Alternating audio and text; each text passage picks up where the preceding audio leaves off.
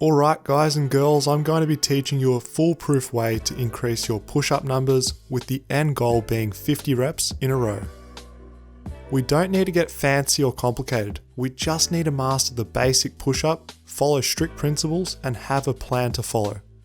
Before we start, how many push-ups can you do in one set without stopping? Be honest and comment below.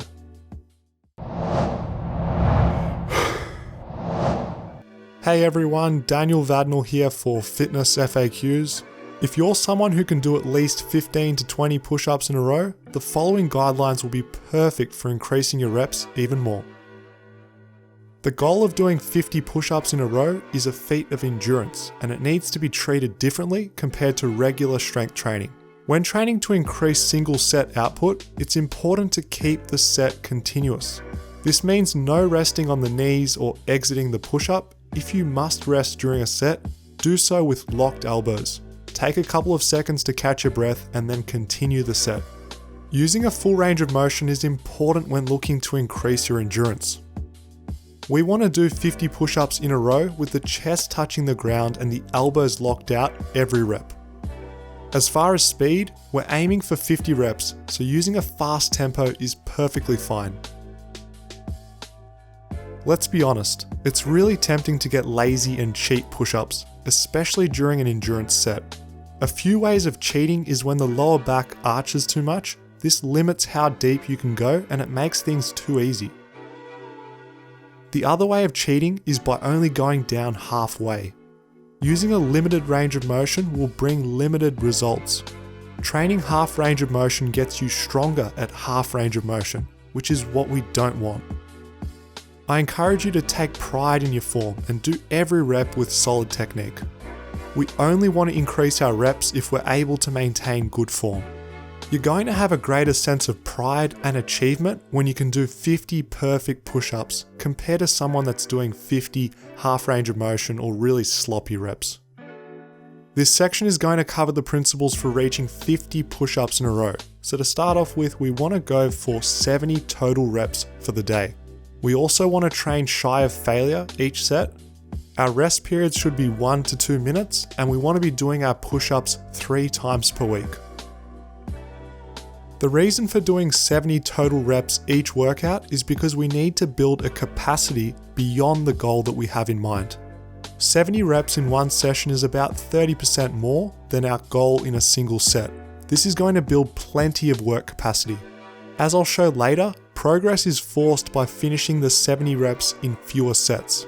This style of training is a condensing method, more work in less time. There's no need to do hundreds of push-ups in a single workout or spend hours doing push-ups. What you need to do if improving endurance is important to you is you need to focus on improving individual set performance in a patient manner. During each push-up set, I want you to train shy of failure by leaving a few reps in reserve. Avoiding failure is important for minimizing fatigue in your upcoming sets. This way, form will be clean and you'll be able to do more reps per set. Hitting failure on the first set isn't a smart way to train because you'll definitely be reducing your reps in the next set. Now, because we're building endurance, the rest times need to be strict. I'd recommend sticking to a maximum of 2 minutes and a minimum of 1 minute between sets. This will allow enough recovery for the upcoming effort while building up a resilience to doing a large number of reps in a short period of time. Training the optimal number of times per week is also important for increasing push-up endurance. Training every day isn't a good option because there isn't enough recovery between each workout to make significant progress. The sweet spot for building endurance with this method is 3 times per week. With a frequency of 3 times per week, there's going to be at least 1 day of recovery between each session. As we know, rest days are the time when the nervous system and muscles repair before the next workout. 3 times per week is perfect because you're going to feel refreshed and motivated for the next workout.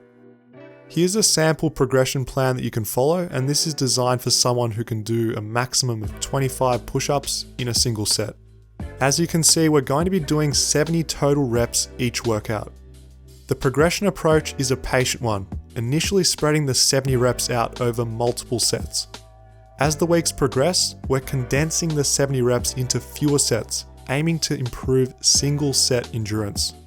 This style of patiently increasing reps can be adjusted to suit your level of endurance. The key is the total volume of 70 reps and then condensing the workload as the weeks progress.